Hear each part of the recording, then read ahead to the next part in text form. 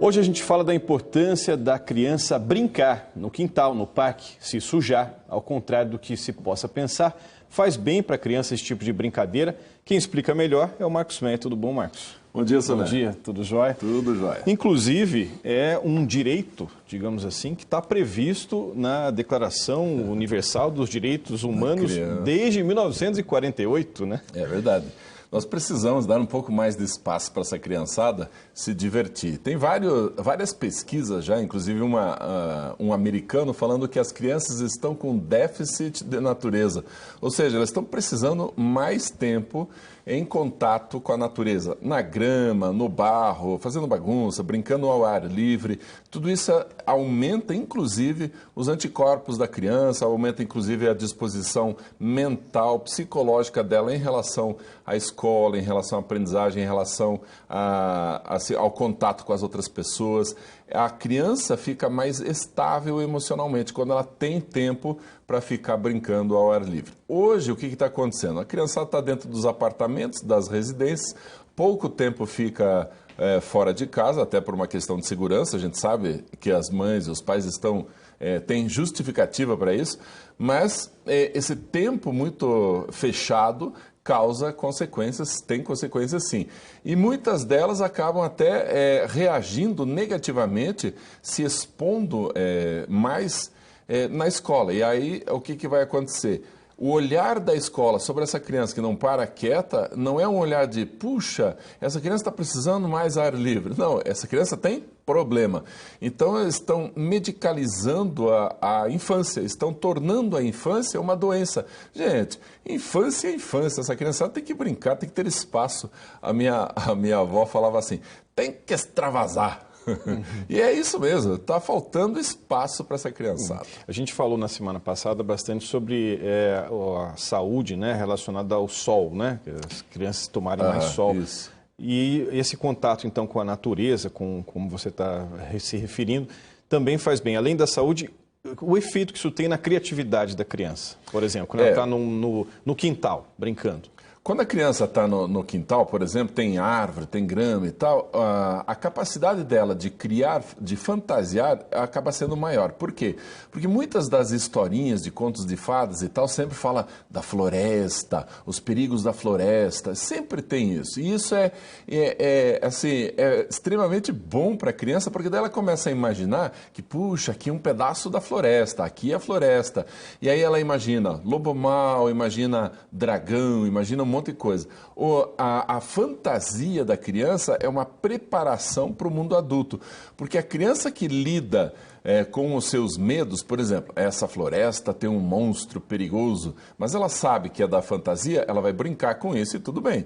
Mas ela também sabe que lobo existe de verdade. Então, quando ela diferencia o que é real e o que é da fantasia, aí quando ela se torna adulta, o que vai acontecer? Ela sabe que medo é real e que medo é da fantasia.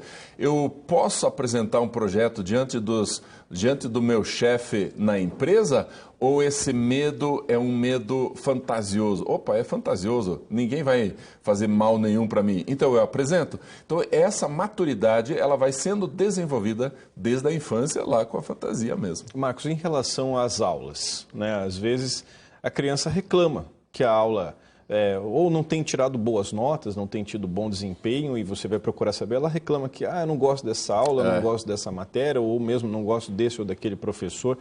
E aí, às vezes, a gente se impõe, né? Fala assim, que é isso, tem que estudar, não é assim e tal. Tem que se ter um pouco mais de atenção com isso, em relação vamos dizer assim, ao retorno que vem da criança, do adolescente? A criança, em geral, ela é muito autêntica, né? Então, se ela não gosta de alguma matéria, de alguma professora, de um professor, ela já rejeita aquele caderno, rejeita aquele livro e acaba tendo uma resposta nas notas muito ruim. E a gente pensa daí, puxa, deve ter algum problema, alguma dificuldade.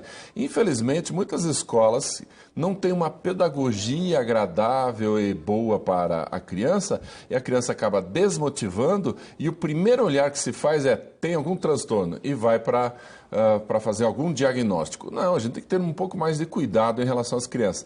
Mas Por outro lado, a gente precisa sim pegar um pouco no pé da criançada para estudar. Então é chato, é ruim, mas senta aí e vai estudar.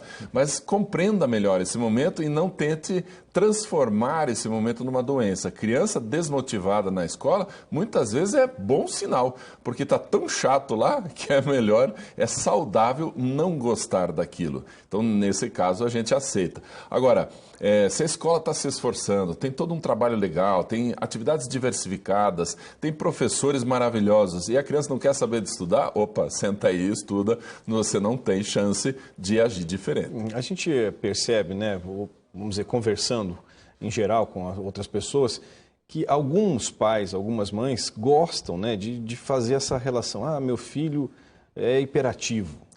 Ou não meu filho, mas alguém da minha família ou alguém que eu conheço Sim. é hiperativo ou tem dislexia.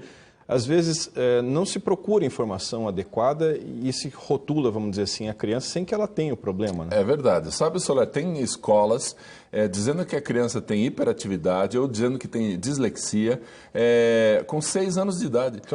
Só para fazer um parênteses, o que é dislexia? Dislexia é dificuldade de leitura e escrita. A criança que não compreende bem as palavras, escreve muito errado. Puxa, mas com 6 anos ela está no processo de aprendizagem. Mas aí o que acontece? Muitas crianças têm facilidade. Por uma questão genética, elas amadurecem antes. O que acontece daí com as outras crianças? São vistas como problema. Não, é o contrário. Essas que estão maduras demais e já estão aprendendo num tempo antes. Essas, deixa crescer um pouco, deixa amadurecer um pouco. Logo ela aprende a leitura e escrita com mais facilidade e pega embalo. Agora, se o olhar do adulto, da escola e da família sobre a criança puxa, você não conseguiu aprender a ler ainda?